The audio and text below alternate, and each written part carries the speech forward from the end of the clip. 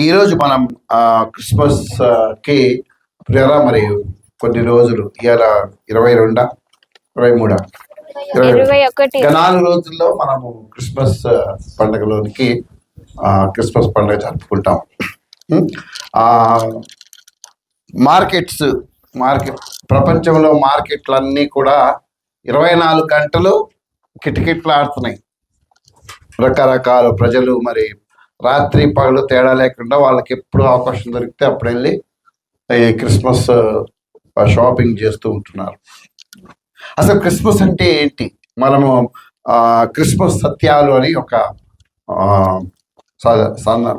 వాక్య భాగాన్ని ధ్యానిస్తూ ఉంటున్నాం ఈరోజు. అసలు క్రిస్మస్ అంటే ఏంటి? క్రీస్తు ఎందుకు శరీరధారిగా పుట్టాడు? ఈ విషయాలు మనం జ్ఞాపకం చేసుకుందాం. క్రీస్తు ఎందుకు పుట్టాడు? క్రీస్తు దేవుడి కుమారుడైన క్రీస్తు యేసుక్రీస్తుగా ఎందుకు పుట్టాడు? లేకపోతే దేవుడు యేసుక్రీస్తుగా ఎందుకు పుట్టాడు అనుకుంటాం అంటే బైబిల్లో చాలా 5 కారణాలు మనకి తెలియజేస్తూ ఉన్నాయి యేసు ప్రభు ఎందుకు పుట్టాడు. దేవుడు మనం యోహాను సువార్త 1:14 గమనిస్తే ఆ వాక్యము శరీరధారి కృపా సత్య సంపూర్ణుడుగా మన మధ్య ఉంటది. అంటే వాక్కు అయిన దేవుడు ఎందుకు శరీరాన్ని ధరించాల్సి వచ్చింది అన్న కారణాలు మనం ఈరోజు తెలుసుకుంటాం. లేకపోతే దేవుడు సజీవుడైన దేవుడు ఎందుకు యేసుక్రీస్తుగా జన్మించాల్సి వచ్చింది? లేకపోతే యేసుక్రీస్తు మానవుడిగా ఎందుకు జన్మించాల్సి వచ్చింది? మీరు అర్థం చేసుకోవడానికి నేను రకరకాల మాటలు వాడుతున్నాను. దేవుడు మానవుడిగా ఎందుకు జన్మించాల్సి వచ్చింది? లేకపోతే తండ్రి అయిన దేవుడు యేసుక్రీస్తుగా ఎందుకు జన్మించాల్సి వచ్చింది? ఇంకా సులువుగా చెప్పాలంటే అసలు క్రీస్తు ఎందుకు పుట్టాల్సి వచ్చింది అంటే 5 కారణాలు మనం గమనిస్తాం. మొదటి కారణము మత్తయి సువార్త 1:21 ఉంటది. ఆమె యొక్క కుమారుని కనును తన ప్రజలను వారి పాపముల నుండి ఆయనే రక్షించును గనుక ఆయన రావడానికి ఒక కారణం చెప్తున్నాడు. మొదటి కారణము తన ప్రజలను వారి పాపముల నుండి ఆయనే రక్షించు. అందుకు యేసు ప్రభు రావాల్సి వచ్చింది. ఎందుకు? మానవుడు మనం గమనిస్తే మానవుడు లేకపోతే ఆదాము దగ్గర నుంచి మనం గమనిస్తే దేవుడు వద్దని చెప్పిన పని చేశాడు. తినొద్దన్న పండు తిన్నాడు. చెట్టు దగ్గరికి వెళ్ళొద్దంటే వెళ్ళాడు. దేవుడి మాటలు పక్కన పెట్టేసి సైతాను మాటలకు విలువిచ్చాడు. దానివల్ల మానవునికి 3 నష్టాలు జరిగాయి. ఒకటి, దేవునితో సంబంధం తెగిపోయింది. రెండవది, ఎందుకు? ఎప్పుడైతే పండు తిన్నారో అక్కడ మాట ఉంటుంది, అప్పుడు వారి కన్నులు 3వ అధ్యాయం 7వ వచనం. ఒకసారి చూద్దాం. అప్పుడు ఆదికాండం 3వ అధ్యాయం 7వ వచనం. అప్పుడు వారిద్దరి కన్నులు తెరవబడెను. ఒకరి కన్ను కాదు, 2 కళ్ళు. అంటే ఆదాము కళ్ళు అవ్వ కళ్ళు తెరవబడ్డాయి. అంటే అప్పుడు దాకా గుడ్డివారు అంటే గుడ్డివారు కాదు. అప్పుడు దాకా వారు ఆత్మీయంగా దేవుని వలె ఆలోచించి, దేవుని వలె చూసి, దేవుని వలె బ్రతికారు. ఎప్పుడైతే వీళ్ళు దేవుని మాటకు అవిధేయత చూపించారో దేవుని ఆత్మ వెళ్ళిపోయింది, మనిషిని ఆత్మ చచ్చిపోయింది. ఆత్మీయ నేత్రాలు మూయబడి శరీర నేత్రాలు పనిచేయటం ప్రారంభించినాయి. అప్పుడు వారిద్దరి కన్నులు తెరవబడెను. తాము దిగంబరులమని తెలుసుకొని అంజూరపు ఆకులు కుట్టి తమకు కచ్చడములను చేసుకుని. అని అంతకుముందు ఏమైనా బట్టలు ఉన్నాయి వాళ్ళిద్దరికి? లేవు. కానీ వాళ్ళు దాన్ని లక్ష్య పెట్టలేదు. వాళ్ళు దాన్ని మేము దిగంబరులము అని వాళ్ళు గమనించలేదు. ఆత్మీయంగా బ్రతికారు. యేసుప్రభు ఎందుకు వచ్చాడంట? మన పాపముల నుండి విడిపించటానికి ఆయన వచ్చాడు. ఈ విధంగా పాపం గణ్యమైపోయింది. దానివల్ల ఒకటి, దేవునితో సంబంధం పోయింది. రెండవది, దేవుని యొక్క శాపం వచ్చింది. మనిషి మీదకి దేవుని యొక్క శాపము వచ్చింది. ఏమేమి శపించబడ్డాయి? నేల శపించబడింది, ప్రకృతి శపించబడింది, ఆదాము శపించబడ్డాడు, హవ్వ శపించబడింది. ఆదాముని ఏమన్నాడు? నువ్వు బ్రతికినంత కాలం చెమట వచ్చి కష్టపడి పని చేస్తావు, నేలను దున్ని సేద్యం చేస్తావు. చేస్తాం. నేల నీకు ముళ్ళ తుప్పల్ని గచ్చ పొదలు ఇస్తుంది, వాటిని దున్ని సేద్యం చేస్తావని చెప్పాడు. అవ్వనేమన్నాడు, నువ్వు వేదంతో పిల్లల్ని అంటావు, నీ భర్త ఎడల నీకు కోరిక కలుగుతుంది, నువ్వు నీ భర్త నిన్ను ఏల్తాడు అని చెప్పాడు. కానీ ఇద్దరి మీదకి వచ్చే శాపం ఏంటి? మరణం వాళ్ళిద్దరి మీదకి వచ్చింది. అప్పుడు వారిద్దరి కన్నులు. కాబట్టి ఎప్పుడైతే దేవుడి నుంచి వీళ్ళు వేరైపోయారో వీళ్ళు ఏమయ్యారు? పాపానికి దాసులైపోయారు. యోహాను సువార్తలో మనం చూస్తాం కదా, యోహాను సువార్త 8వ అధ్యాయం 34వ వచనం. అందుకు యేసు పాపం చేయు ప్రతి వాడు పాపమునకు దాసుడని మీతో నిశ్చయంగా చెప్పుచున్నాను. పాపానికి దాసుడైపోయాడు. ఈ రోమాపత్రిక 3వ అధ్యాయం 23వ వచనం ఏమంటది? పాపము వలన వచ్చు జీతము మరణము. పాపం వల్ల 2 నష్టాలు ఏంటి? మరణం వచ్చింది, రెండవది పాపానికి దాసులం అయిపోయాడు. పాపము చేయి ప్రతివాడు పాపమునకు దాసుడు. యేసు ప్రభువు ఎందుకు వచ్చాడంట? తన ప్రజలను వారి పాపముల నుండి విడుదల చేయడానికి వచ్చాడు. దేవుని స్తుతించవలసిన అంశం ఏంటంటే, దేవా ఒకప్పుడు నేను పాపిని, పనికిమాలిన వాడిని, పనికిమాలిన దాన్ని, పాపానికి ప్రభా బానిసత్వంగా ఉన్నప్పుడు సినిమాలకి, సిగరెట్లకి, త్రాగుడికి, జూదానికి, వ్యభిచారానికి, విగ్రహారాధనకి, ప్రభా దొంగతనాలకి నేను దాసాలుగా ఉన్నప్పుడు నన్ను విడుదల చేయడానికి నువ్వు వచ్చావు, నన్ను విడుదల చేశావు. Thank you God. తన ప్రజలను వారి పాపల నుంచి విడుదల చేయడానికి ఆయన వచ్చాడు. ఇప్పుడు మీకు తెలుసా, జైల్లో వేస్తారు, యావజ్జీవ కారాగార శిక్ష అని వేస్తారు. ఏదో చెప్పి వాళ్ళు పోలీసు చెప్పేశాడు అనుకోండి, ఏదో సంథింగ్ ఏదో చేశాడు, వాళ్ళకి యావజ్జీవ కారాగార శిక్ష అని వేస్తాడు. అంటే బ్రతికినంత కాలం ఎక్కడున్నాడు అతను? జైల్లో ఉంటాడు. ఒక సంవత్సరం ఉండేపాటికి ఏమైపోద్ది? గర్వం అంతా కిందకి దిగిపోతుంది, నార్మల్ మనిషి అయిపోతాడు అనమాట. ఎందుకు? అక్కడ ఉన్న పనులు అట్లుంటాయి, పనులు చేపిస్తారు, వాళ్ళు పెట్టే తిండి కఠినంగా ఉంటుంది. ఇంకా లోపలికి వెళ్ళిపోతే వాళ్ళు కొట్టినా చంపినా ఎవడు అడిగేవాళ్ళు లేడు. సీనియర్ ఖైదీలు కొడతారు, ఆఫీసర్లు కొడతారు. ఒకరోజు కూర్చొని ఆలోచన చేస్తారు, అరే నేను అప్పుడు ఎంత హుందాగా బతికేవాడిని, ఇప్పుడు ఎందుకు ఈ స్థితికి వచ్చాను అంటే నేను ఈ తప్పు చేశాను కాబట్టి వచ్చాను. కొంతమంది ఏం చేస్తారంటే రియలైజ్ అయ్యి తమ పాపం తప్పు చేసిన విషయంలో పశ్చాత్తాపడి తమ బ్రతుకును మార్చుకుంటారు. బయటికి వస్తారా? మరి వస్తారా? బయటికి తీసుకొస్తారా? తేరు అంతే, అక్కడే ఉండిపోవాలి. ఎవరన్నా అధికారం గమనించి అరే వీడు మారాడు, వీడిని వదిలేయచ్చు అనిపిస్తే అప్పుడు బయటికి వదలచ్చు. అయితే యేసు ప్రభువు ఎందుకు వచ్చాడు? నిన్ను పాపం నుంచి బయటికి తేవడానికి వచ్చాడు. పాపం నుంచి నువ్వు బయటికి రావాలంటే నువ్వు రక్తం చేత శుద్ధి చేయబడాలి. పాపము లేని రక్తం కావాలి. పాపం లేని మరి మన దేశంలో ఒక ఆచారం ఉంది మనకి. పెద్ద పెద్ద పండుగలు అయినప్పుడు మన దేశ ప్రజలు ఏం తీసుకెళ్తారు? కొన్ని జంతువులు తీసుకెళ్ళి బలిస్తారు కదా, మేకల్ని.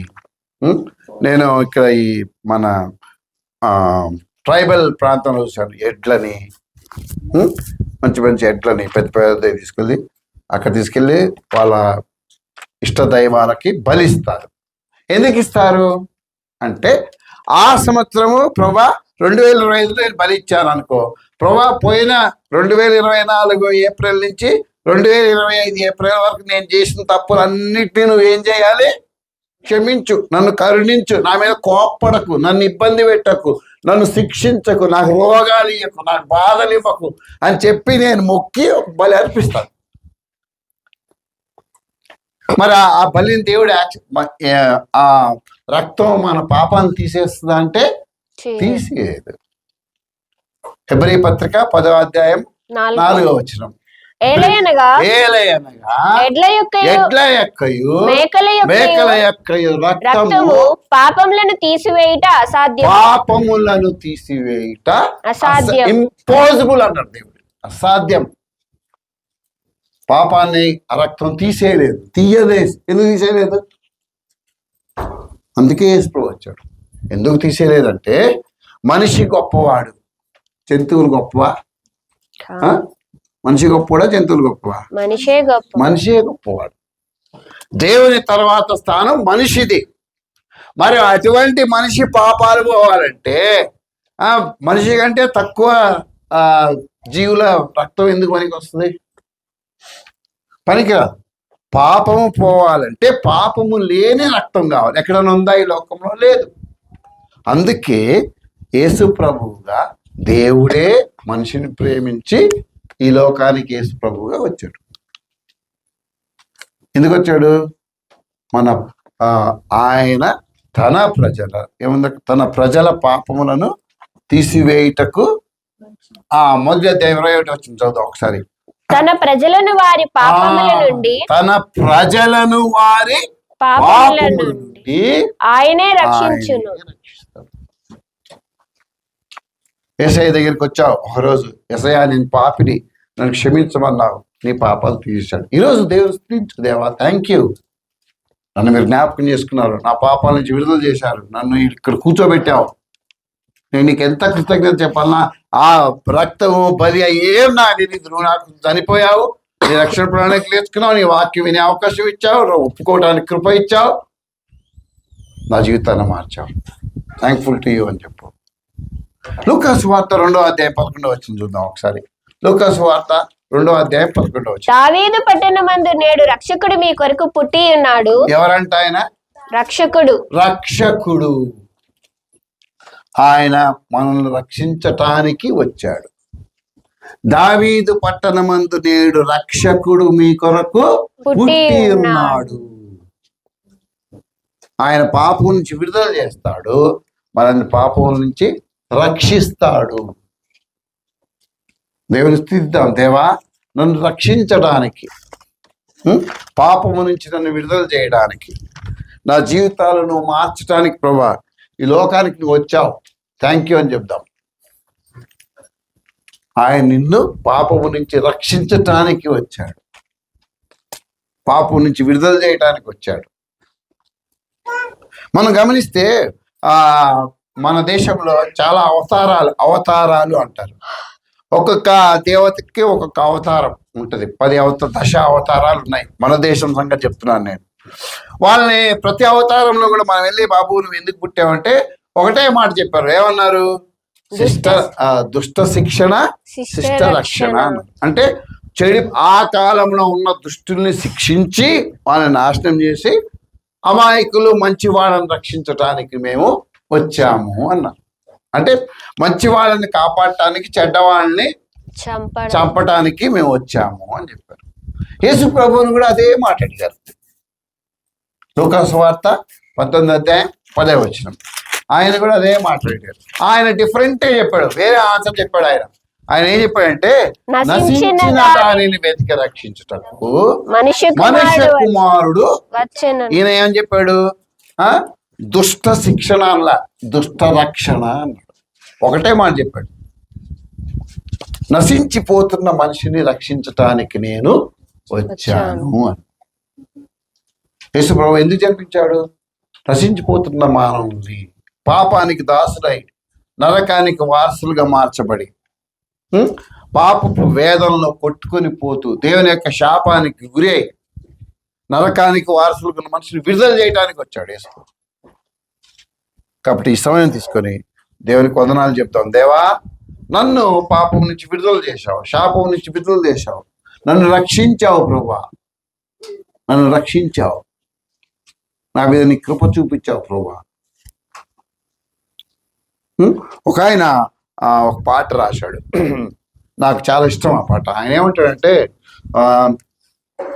కలుష సాగరమున కలసిపోతునుండా కరుణ చాపి నన్ను,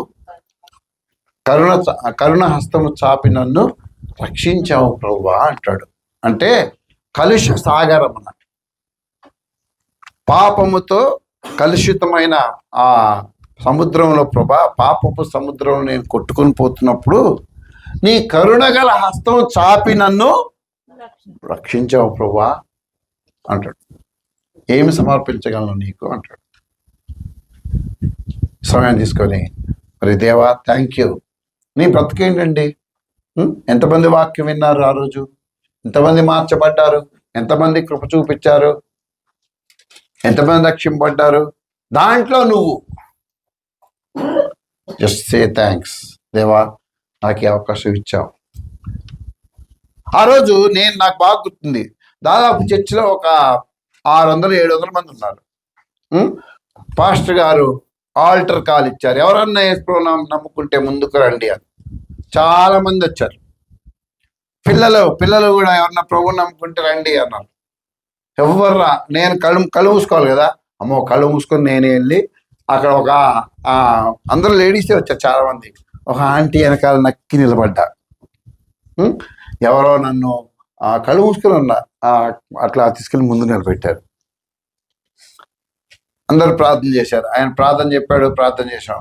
అక్కడే కూర్చున్నాం. అప్పుడు కళ్ళు తెరిచి చూసా, ఎవ్వరు లేరు. పిల్లలందరూ అక్కడ ఉన్నారు, నవ్వుతున్నారు నన్ను చూసి. హే ఇడిపోయింది ఏంటి అన్నాడు. ఆ రోజు నాతో పాటు ఆ సండే స్కూల్లో ఉన్న నాకు గుర్తున్నంత మటుకు చాలా మంది ఈరోజు లేరు. మళ్ళీ వాళ్ళకి అవకాశం వచ్చిందో లేదో నాకు తెలియదు. దేవుని స్తుతిద్దాం. యేసు ప్రభు వచ్చాడు, తన ప్రజలను వారి పాపలను రక్షించడానికి ఆయన వచ్చాడు. కాబట్టి సమయం తీసుకొని దేవుని స్తుతిద్దాం. దేవానికి వందనాలు. ఉదయకాలం ప్రభా, మరి నన్ను రక్షించటానికి మీరు క్రీస్తుగా మానవ రూపంలో మీరు ఈ లోకానికి వచ్చినందుకు వందనాలని చెప్తాం. 2026లో వెళ్తాం కదా, 10 వారంలో. అయితే నా పేరు మీద ఏం అప్పులు ఉండకుండా నేను అప్పులని ఈ 2025లో తీర్చేసి నేను 26కి వెళ్ళాలనుకుంటానని చెప్పాడు. అప్పుడు నేను అన్నాను, మంచి ఉపాయమే, కానీ ఆ కష్టపడే ముందు యేసు ప్రభుని అడుగు, ఆయన సహాయం చేస్తే తప్ప నువ్వు బయటికి రాలేవని చెప్పాను. అట్లాగే మనం కూడా చాలాసార్లు అనారోగ్యాన్ని బట్టి కానీ దాన్ని బట్టి దీన్ని బట్టి ఓకే, కానీ మిగతా విషయాల్లో మనం ఆ విషయాలను బట్టి అట్లాగే చేస్తూ ఉంటే అప్పులు పెరిగిపోతాయా తగ్గిపోతాయా అంటే పెరిగిపోతాయి. ఇప్పుడు 10,000 అప్పు ఉందనుకో, అబ్బాబ్బా మనం తీసుకుందాం చేయాలని ప్రయత్నం చేస్తూ ఉన్నాం అనుకో, అప్పుడు దేవుడు ఏం చేస్తాడు? దేవుడు మర్చిపోయి చాలా కష్టపడి సంపాదించుకునే సామర్థ్యం ఎవరు ఇవ్వాలి? దేవుడే ఇవ్వాలి. మన కష్టం వల్ల కాదు, నరుని కష్టం వల్ల ఏం కాదంట, ఎక్కువ కాదు. ఇట్ వోంట్ బి డబుల్ అవ్వదు. ఓకే, సరే, అది మన సందర్భం కాదు. మరి ఇందాక మనం యేసుక్రీస్తు క్రీస్తు ఎందుకు పుట్టాడు అని ఆలోచిస్తూ మొదటి కారణం మనం నేర్చుకున్నాం. ఏంటి? మన పాపం నుండి మనల్ని రక్షించడానికి యేసు ప్రభు పుట్టాడు. రెండో కారణం 1 తిమోతి పత్రిక 2వ అధ్యాయము 5వ వచనం. దేవుడు ఒక్కడే, దేవునికిని నరులకును మధ్యవర్తియు ఒక్కడే, ఆయన క్రీస్తు యేసు అను నరుడు. యేసు ప్రభు ఎందుకు వచ్చాడు అంటే దేవుడికి మనిషికి మధ్యవర్తిత్వం, మీడియేషన్ చేయడానికి వచ్చాడు. బాగా అర్థం చేసుకోవాలి. దేవుడికి మనిషికి మధ్య ఆయన మధ్యవర్తిత్వం చేయడానికి, మీడియేషన్ చేయడానికి వచ్చాడు. దేవుడు ఎందుకు మధ్యవర్తిత్వం చేయాల్సి వచ్చిందంటే మనిషి ఏమో పాపి, దేవుడేమో పరిశుద్ధుడు. ఇప్పుడు పాపిని పరిశుద్ధుని కలపాలంటే అటు మధ్యవర్తి దేవుని పరిశుద్ధుడుగా ఉండాలి, ఆయన దేవుడి దగ్గరికి వెళ్ళగలగాలి, మనిషి దగ్గరికి రాగాలి. యేసు ప్రభు శరీరాన్ని ఎందుకు ధరించాడు? ఆయన మధ్యవర్తిగా వచ్చాడు. మధ్యవర్తిత్వం ఎందుకు చేశాడు అన్నప్పుడు యేసు ప్రభు మనిషిగా మనం ఎందుకు తప్పు చేసామో అర్థం చేసుకోవాలి, దేవుడిగా ఆయనకెళ్ళి చెప్పగలగాలి. దేవుడు పరిశుద్ధుడు, మనము పాపులం. మనిషిని దేవుడు కలుస్తానికి అవకాశం ఉందా? లేదు. అందుకే ఆయన పరిశుద్ధుడుగా దేవుడితో సంబంధం కలిగి ఉండాలి, మనిషిగా మనతో సంబంధం కలిగి ఉండాలి. అందుకే ఆయన వచ్చాడు. మన బాధలు ఏంటో ఆయన అర్థం చేసుకున్నాడు. మనం ఎందుకు పాపం చేస్తున్నాం ఆయన తెలుసు. మన యావత్ బాధలో ఆయన బాధ నొందెను అన్న మాట ఉంటుంది యెషయా గ్రంథంలో. మన బాధ ఏంటో ఆయన తెలుసు. మనం ఎందుకు పాపంలో పడుతున్నాం ఆయన తెలుసు. మనం ఎందుకు శోధించబడ్డామో ఆయన తెలుసు. ఆయన శోధించబడి పాపము లేని వాడిగానే ఉండెను అంటాడు పౌలు గారు. ఆయన మధ్యవర్తిగా వచ్చాడు. ఆయన సరే దేవుడే ఉన్నాడు, సరే నువ్వు సమాధాన పరుస్తావా, అయితే పాపము లేని రక్తం కావాలి నాకు అన్నాడు. 9:22. మరియు ధర్మశాస్త్ర ప్రకారము సమస్త వస్తువులను రక్తము చేత శుద్ధి చేయబడుననియు రక్తము చిందించకుండా పాపక్షమాపణ కలుగదనియు సామాన్యముగా చెప్పవచ్చు. అది సామాన్యమైన ట్రూత్. మామూలు ఏ దేశంలో పోయినా కూడా అమల్లో ఉన్న ఒక నియమం ఏంటంటే, ఒక దేవత దగ్గరకు కానీ దెయ్యం దగ్గర దేవుడి దగ్గరికి కానీ మనం వెళ్ళినప్పుడు ఏం చేయాలంట? రక్తం చిందించాలి, బలి అర్పించాలి. అర్పించి చెయ్యి జోడించి, అయ్యా నేను తప్పు చేశాను, నన్ను క్షమించు, నన్ను కనికరించమ్మా దేవత, నా మీద కోప్పడకు అని పొరపాటు అయిందని చెంపలేసుకోవాలి. అది సామాన్యంగా జరిగేది. అయితే 14 మనం చదివాం. ఎట్లా రక్తము మనుషుల పాపం తీసివేయట అసాధ్యం. దానివల్ల వీలుగా, అందుకే యేసు ప్రభు రావాల్సి వచ్చింది. పాపం లేని రక్తం ఎక్కడుంది? లేదు, ఎక్కడ అసలు లేదు, ఎక్కడ లేదు. అందుకే ఆయన మానవుడిగా, పాపము లేని మానవుడిగా ఆయన రావాల్సి వచ్చింది. అందుకే యేసు ప్రభు గురించి మనం ఏమన్నాం? ఆయన 100% దేవుడు, 100% మనిషి. మన కష్టాలు తెలుసు, మనం ఎందుకు పాపంలో పడ్డామో తెలుసు, మన దుఃఖం తెలుసు, మన కోరికలు తెలుసు, మన టెంప్టేషన్స్, మన శోధనలు తెలుసు, మన ఉద్రేకాలు తెలుసు ఆయనకి. మనం ఏం ఆలోచిస్తామో అన్నీ తెలుసు. అందుకే వీడు పడుతున్నాడు. ఏం చేశాడు? మన కృప చూపి దేవుణ్ణి మనిషిని సమాధాన పరచాలి కాబట్టి ఆయనే సమాధాన బలిగా అర్పించుకోవటానికి, తన్ను తాను అర్పించుకోవటానికి ఆయన ఈ లోకానికి మనుష్యుడిగా వచ్చాడు. కాబట్టి మనల్ని సమాధాన పరచడానికి వచ్చాడు దేవుడు. ఆయన మనుష్యుడిగా వచ్చాడు, మధ్యవర్తిగా వచ్చాడు. యేసు ప్రభు తండ్రికి దేవుడికి, తండ్రి అయిన దేవుడికి మనిషికి మధ్యవర్తిగా వచ్చాడు, మీడియేటర్గా వచ్చాడు. ఆయన సంధి చేశాడు. తన శరీరమను తెర ద్వారా ఆయన సంధి చేశాడు. ఇప్పుడు మనం ప్రార్థన చేయాలి. ఏమని ప్రార్థన చేస్తాం మనం? ఆఖరికి ఏమంటాము? ఇవన్నీ ఎవరి నామమున? యేసు నామమున అడుగుతున్నాము తండ్రి. ప్రార్థన చేస్తున్నాం. బాగా గమనించండి, మనం ప్రార్థన చేస్తున్నాం. ఎవరు చేస్తాము? తండ్రి అయిన దేవుడికి చేస్తున్నాం. ఎవరి ద్వారా చేస్తున్నాము? కుమారుడైన దేవుడు. ఇవన్నీ మా తండ్రి, మా రక్షకుడైన యేసుక్రీస్తు నామమున ప్రార్థన చేస్తున్నాము. సో రెండవది, యేసు ప్రభు ఎందుకు వచ్చాడంటే, మన తండ్రి అయిన దేవునికి, పాపి అయిన మానవునికి మధ్యవర్తిగా వారిద్దరి మధ్య సంధి చేయటానికి వచ్చాడు. అగ్రిమెంట్ చేయడానికి వచ్చాడు.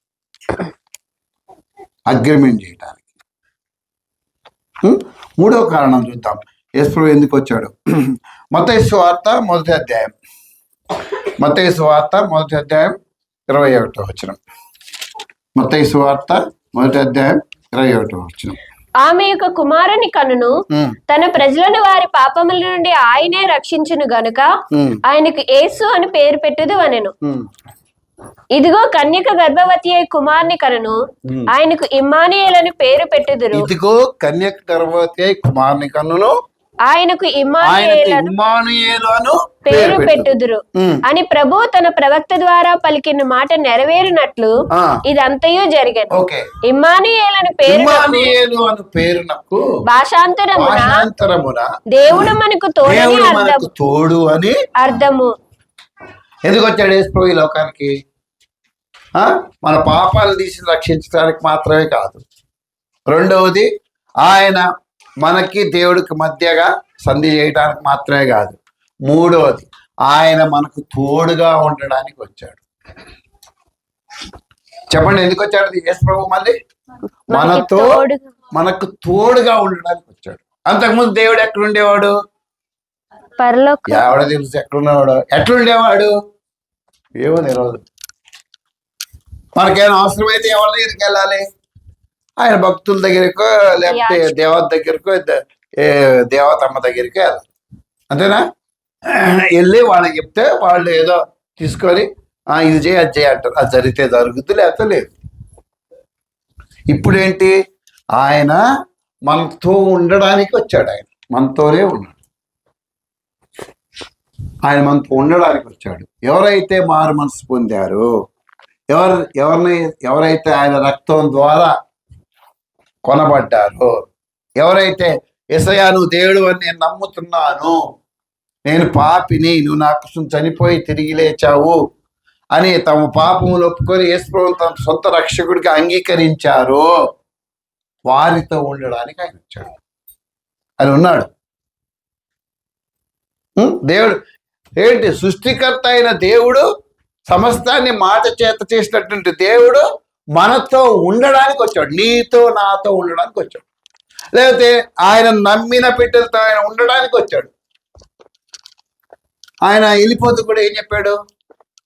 ఒకసారి చూడండి, మత్తయి సువార్త 28వ అధ్యాయము చివరి వచనం, 20వ వచనం. ఇదిగో నేను యుగ సమాప్తి వరకు సదాకాలం మీతో కూడా ఉన్నానని వారితో చెప్పాను. ఏం చెప్పాడు?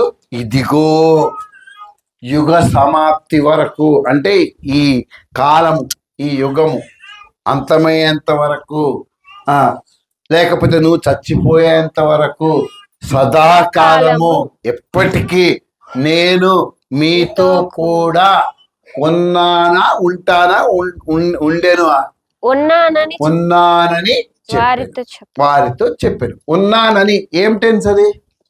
వ్యాకరణంలో దానికి ఒక పేరుంది, ప్రెజెంట్ కంటిన్యూస్. నువ్వు ఎప్పుడు చదివినా ఆ వ్యాకరణంలో ఉన్నానని మాట ఎప్పటికీ ఉంటాడు, కంటిన్యూ అవుతుంటుంది, కొనసాగుతూ ఉంటుంది. ఆయన నీతో ఉన్నాడు, నీతో ఉండటానికి వచ్చాడు. నిన్నున్నాడు, ఈరోజు ఉన్నాడు, రేపు ఉంటాడు. నువ్వు బ్రతికున్నంత కాలం నీతో ఉంటాడు, నువ్వు చనిపోతే నిన్ను ఆయన దగ్గరికి తీసుకెళ్తాడు. అందుకే ఆయన వచ్చాడు. That's why came. వదిలిపెట్టాను కాదు, మిమ్మల్ని నేను అనాథులుగా విడువను. యోహాను సువార్త చెప్తాడు శిష్యులకే, నాకు మీరు బాధపడద్దు, మిమ్మల్ని నేను అనాథలుగా విడవను. నేనుండి చోటే చూడండి, అది మన ఇది యోహాను సువార్త 14వ అధ్యాయం. యోహాను సువార్త 14వ అధ్యాయం కొన్ని వచ్చాలు చదువు. మొదటి వచ్చిన చదువమ్మా. హృదయమును కలవరపడనీయుకుడి, దేవుని యందు విశ్వాసం ఉంచుచున్నారు, నా యందును విశ్వాసం ఉంచుడి. చదువు. నా తండ్రి ఇంట అనేక నివాసములు కలవు, లేని యెడల మీతో చెప్పుదును, మీకు స్థలము సిద్ధపరచి వెళ్ళుచున్నాను. నేను వెళ్ళి మీకు స్థలము సిద్ధపరిచిన ఎడల నేను వెళ్ళి మీకు స్థలము సిద్ధపరిచిన ఎడల నేనుండు స్థలములో మరలా వచ్చి నా యొద్ద నుండుటకు నేను మిమ్మల్ని తీసుకొని పోదును. నేను వెళ్ళుచున్న స్థలమునకు మార్గము మీకు తెలియనని చెప్పాను. నేను నిన్ను వదిలిపెట్టినాయా, నేను ఉండే స్థలంలో నీకు స్థలం సిద్ధపరిచి నేను నిన్ను తీసుకెళ్తాను. అందుకే వచ్చాడు యేసు. అంతకుముందు తెలియదు పరలోకం ఎట్లా వెళ్ళాలి, తెలియదు. చాలా మంది పరలోకంకి వెళ్ళాలి, దేవుని చూడాలని చాలా మంది ఏమంటారు, సన్యాసం తీసుకున్నారంట. అన్ని వదిలిపెట్టి త్యజించారు. మన చరిత్ర, మన దేశ గ్రంథాలు, మత గ్రంథాలు చదివితే ముళ్ళ మీద కూర్చొని తపస్సు చేశారు.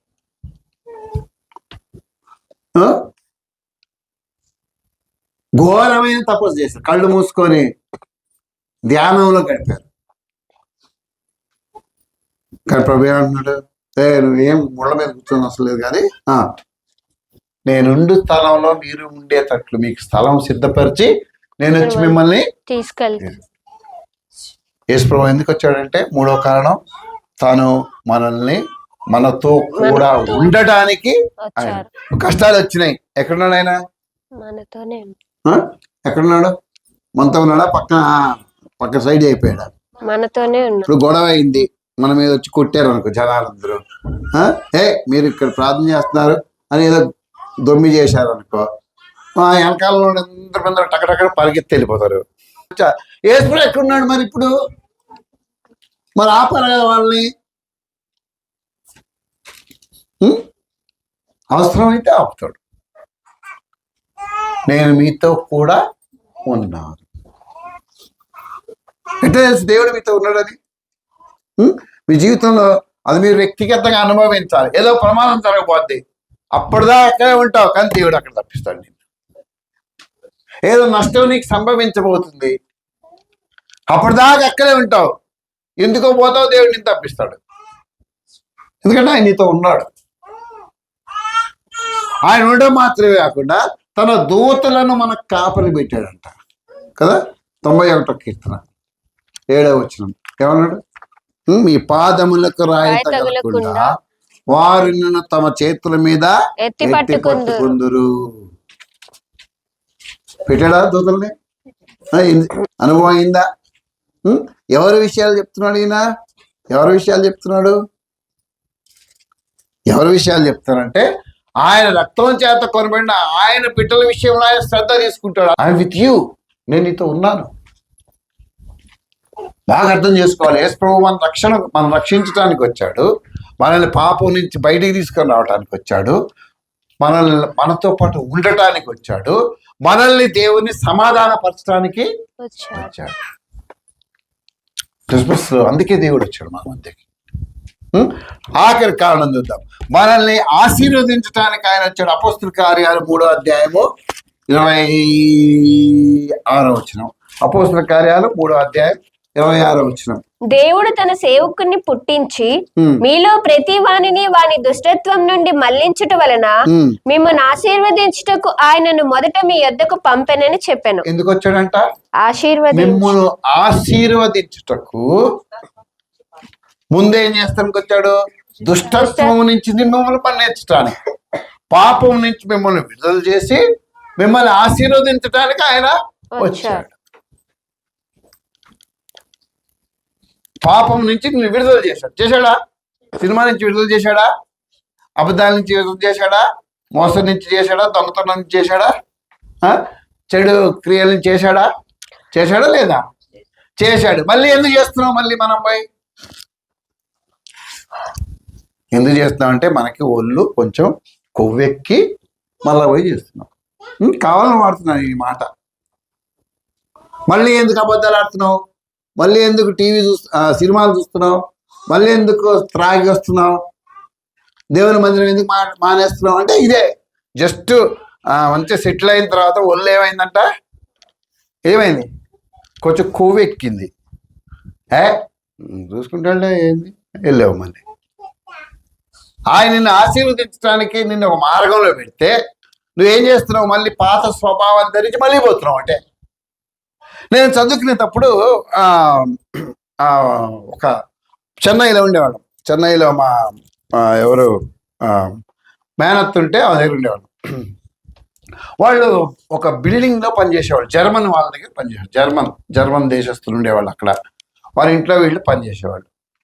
పనిచేస్తుంటే జర్మన్ ఫుడ్డే పెట్టేవాడు మాకు కూడా. బ్రెడ్, జాము, చీజు అప్పుడు తింటమే. తర్వాత వాళ్ళు యాపిల్, క్యారెట్లు ఇవన్నీ తొక్కలు తీసేసి తినేవాళ్ళు. తర్వాత లోపల ఉందే తినేవాళ్ళు, పైన అన్నీ వదిలేసేవాళ్ళు. అవన్నీ మనం తెచ్చుకొని తినేవాళ్ళం.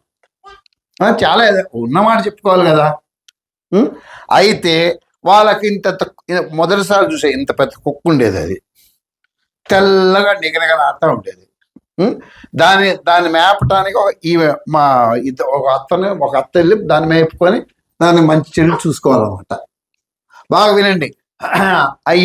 ఈ పొద్దున సాయంత్రం వెళ్ళి దానికి స్నానం చేయించి, దానికి తుడిసి, దానికి అదేసి డ్రైయర్తో దాన్ని చేసి, దాని డ్రెస్ ఉండేది గౌన్ లాంటిది ఒకటి వేసేది, దానికి వేసి దానికి ఫుడ్ పెట్టి దాన్ని బయట తిప్పొచ్చేది. సాయంత్రం పూట ఏం చేసేది, ఆ త్వరసాని ఆ కుక్కను పట్టుకొని వచ్చేది. అయితే మాకు ఇంగ్లీష్ వచ్చు కదా, మాతో ఇంగ్లీష్లో మాట్లాడడానికి వచ్చేది. మాతో మాట్లాడుతున్నప్పుడు ఆ కుక్క ఏం చేసేదంటే గట్టిగా ఎదిరించుకొని, ఆమెమో సన్నగా ఉండేది, ఆ కుక్క ఏమో లాగా ఉండేది. అసలు ఆ కుక్క ఆమెను ఈడ్చుకొని వెళ్ళొచ్చు, అంత సన్నగా ఉండేది ఆవిడ.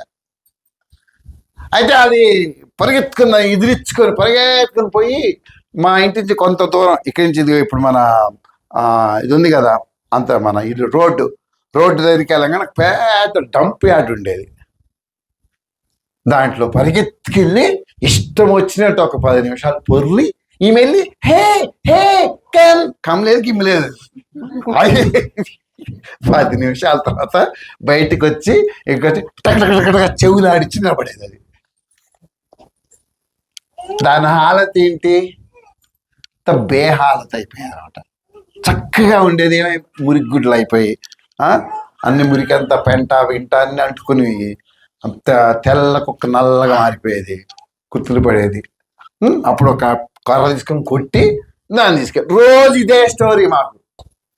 నాకు ఇప్పటికీ అర్థం కాదు, అక్కడి దాకా బాగుంటే ఇక్కడ రాగానట్టు ఎందుకు పోయింది అది? ఎందుకు పోయిందంటే పాత స్వభావం.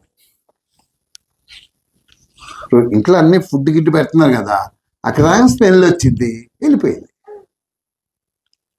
యేసు ప్రభు నిన్ను ఆశీర్వదించడానికి ఆయన ఎదురు చూస్తుంటే నువ్వు పోయి మళ్ళా వదులుతావు దాంట్లోనే.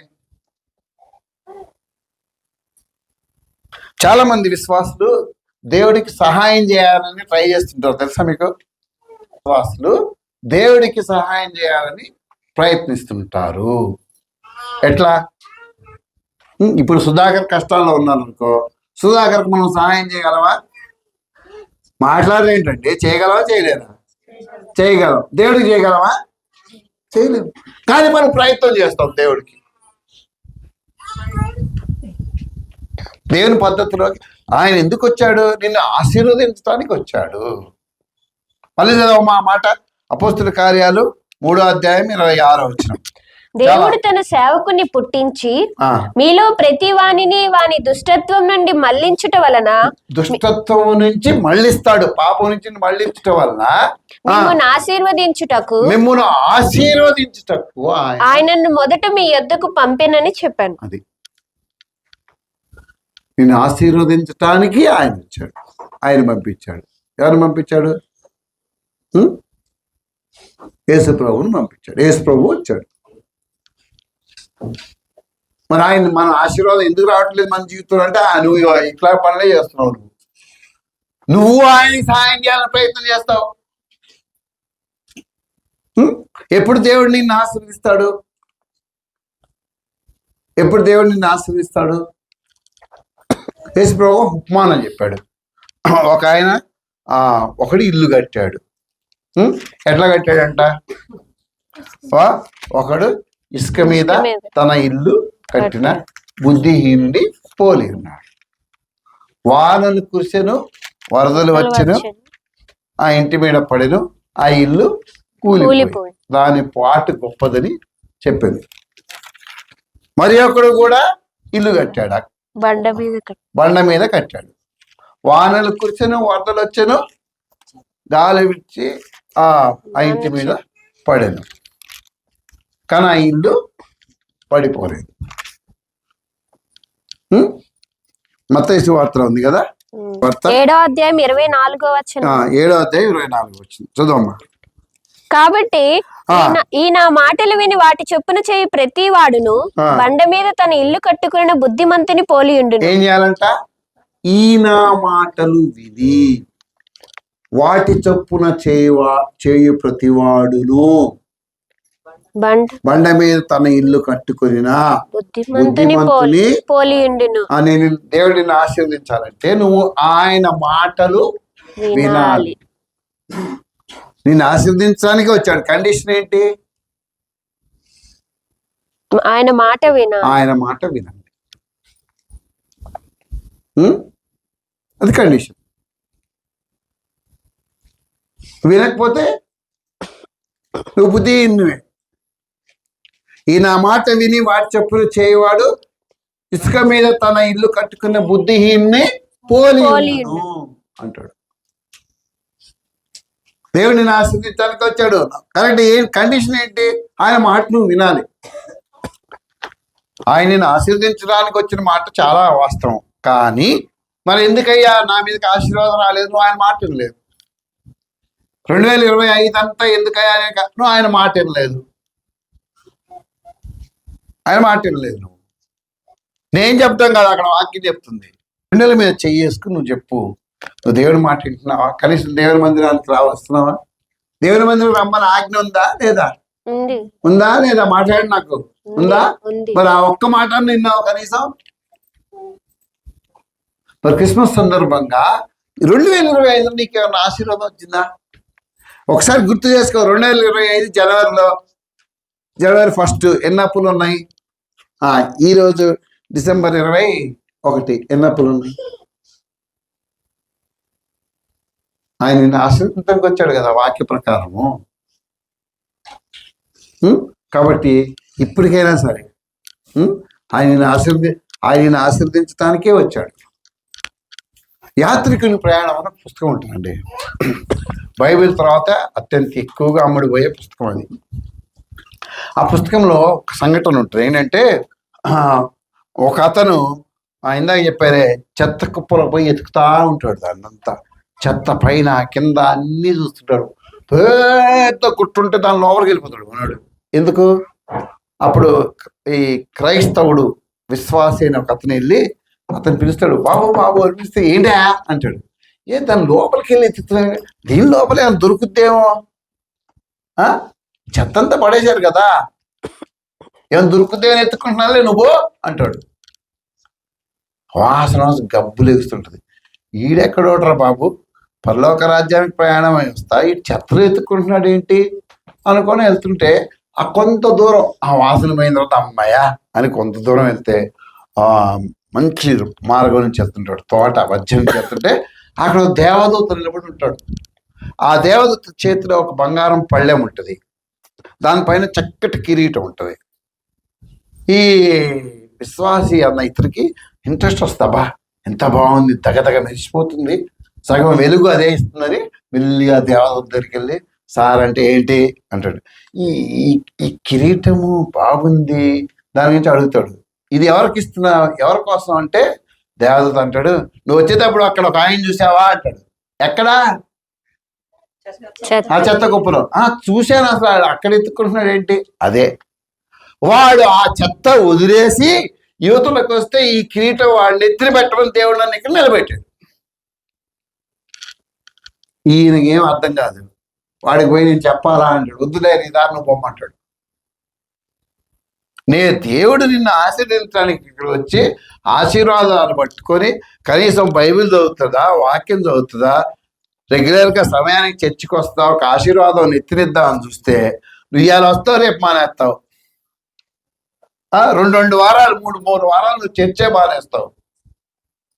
ఎప్పుడు వస్తావు? నీ కడుపు నొప్పి పుట్టినప్పుడు, మొగుడు తిట్టినప్పుడు, పెళ్ళం అదిరినప్పుడు, అరిచినప్పుడు అప్పుడు వస్తావు చర్చికి. దేవుడు చెప్పిన మాటలు ఏమైనాయి? దేవునితో చేసిన ఒప్పందాలు, వాగ్దానాలు ఏమైనాయి? దేవాన్ని నీ పని చేస్తానని ఒప్పుకోలేమైనాయి? ఆయన నిలబడ్డాడు. ఎప్పుడైనా తిరిగి వస్తాడా? నిక్సన్ గాడు అది వదిలేసి సీసా వదిలేసి ఎప్పుడైనా వస్తాడా? నెత్తిన పెడతామని ఈడెక్కడ వస్తాడు? నేను ఎక్కడ పోతా? దేవుడు నిన్ను గుర్తించాలి కదా. ఇచ్చిన మాట తప్పడు. కొంతమంది ఊరికే అలుగుతారు. ఎవరి మీద? దేవుడి మీద. మొగుడి మీద కాదు, దేవుడి మీద అలుగుతారు ఊరికే. పోనీ అలిగి అన్నం తింటారా అంటే ఫుల్ తింటారు. మరి చెయ్యి అలిగేదేంటి? చెప్తుంది చూడు అక్క. ఏం చేయాలక్క? అలిగి అన్నం తిని ఏదో సొంత ఎక్స్పీరియన్స్ కరెక్టేనా? దేవుడికి ఉండదా తన ప్రజలను దీవించాలని? ఇప్పుడు తల్లిదండ్రులకు ఉండదా?